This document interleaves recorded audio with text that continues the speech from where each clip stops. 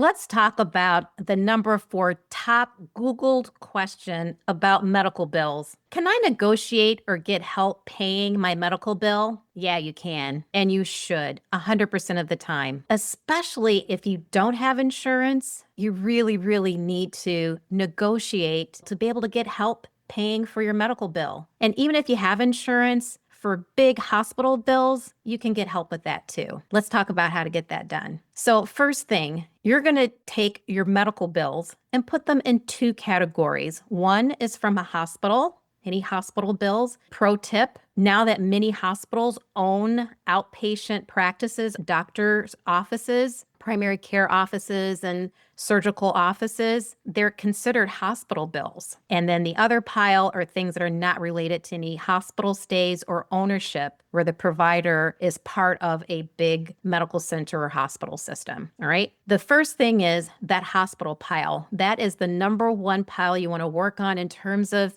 getting help. For every hospital bill, the first thing you want to do is to call the hospital's billing department and ask for their charity care or financial aid or financial assistance application. So it goes by many different names. But basically, it's a sliding scale income-based discount application. And I tell folks, even if your income is really high, please apply, because sometimes these bills are so huge compared to your income that you get a big discount, in some cases even wiped away. I tell this story a lot that I was working with a client who had to have a big surgery that was life-saving, but was scheduled. So it's not an emergency surgery. And she got a big bill after her insurance paid their amount for the services. And this hospital, by the way, was in network with her insurance company, which means the hospital agrees to accept as payment in full whatever the insurance doesn't pay. Her part of her co-insurance totaled out to $10,000 approximately. And I said, call the hospital billing department and ask for a financial aid application. And she says to me, my income is almost $150,000. She was like, there's no way I'm going to qualify for any charity care or financial aid. I said, you know what? Every hospital has its own policy and its own formula. It never hurts to ask. Always apply. And in her case, she came back and she said,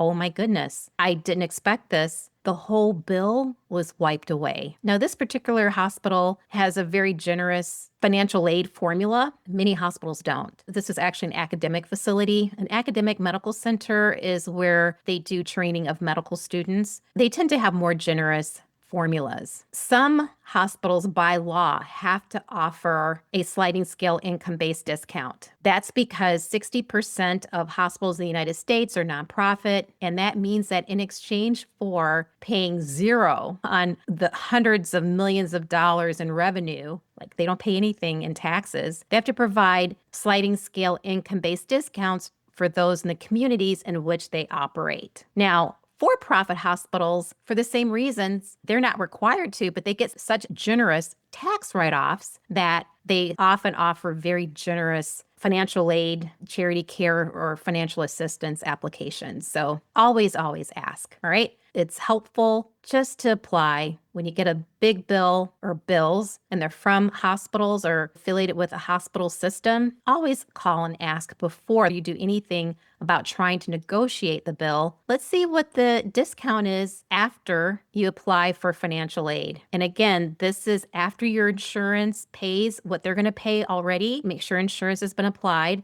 And if you don't have insurance, please always apply. First thing you're going to do, no matter what. The next thing is, you can negotiate your bills. And the secret is all medical bills are negotiable. You're leaving a lot of money on the table by not automatically negotiating. And let's talk about how to do that. And it involves 3 steps. Number 1, call and ask for a real bill or, quote, something with CPT codes, unquote. CPT codes are to medical services what barcodes are to products in a retail store. It basically accurately describes the services that you're being asked to pay for. You cannot pay for anything if you don't know what you're being charged for, right? Second step is once you get the CPT codes, you're going to find out what Medicare pays for each of those services. And this is a point where everybody's eyes kind of glaze over and they're like, you know what, Virgie, Medicare is for old people. I'm not old and I don't have Medicare. Yeah, and just because you don't have Medicare and you're not old, does not mean that you should overpay for medical care that you receive. And this is really important if you don't have insurance. If you have insurance, that means a company is automatically negotiated for you to get a discount on your medical care. If you don't have insurance, you have to do that negotiating yourself. Otherwise, you're going to pay full freight, basically money you don't owe. And why I say you don't owe it is because it's not a fair rate. It's a made up MRSP, manufacturer retail sticker price, and it's not what the insurance companies pay. So if the insurance companies don't pay that rate, why would you? So step 2, now you've got an accurate description of the services that you're being asked to pay for, well, find out what Medicare pays for those services. So what I used to say was, hey, Google the CPT codes that you get and see what the description is, and to find out what Medicare pays for those services to get a fair rate. But in this post-AI age, it's a lot faster. You'll get it in seconds. We have a AI-supported search engine at medicalbillrelief.com that actually, if you upload your bill, it'll spit it out for you. Now, a lot of pushback we get from providers is, especially with the Medicare reimbursement rates going down, we wouldn't be able to stay in business if everybody paid the Medicare rate. Well, what many people who do this work will do is to double that number, so it's a fair rate for the providers, but it's still not an overcharge, inflated rate. Step 3, call back the provider's billing department and say, hey, yeah, I'm going to use a hypothetical example. That $10,000 bill I got from that surgery I had last month. Yeah, I just have to say, in my case, I'm willing and able to pay $3,000. And that's why, by the way, you don't want to just automatically pay a summary bill or a bill that doesn't have CPT codes,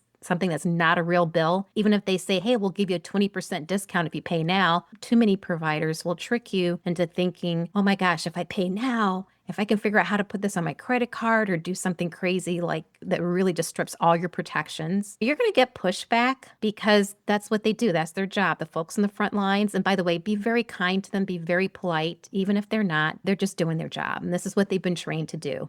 And most people really want to be helpful. They just often don't know how, and they haven't been trained how, and they've been trained to trick people into overpaying. It is what it is. And that's how you automatically negotiate your medical bills without negotiating, and how to get help with paying medical bills. For more support, go to medicalbillrelief.com.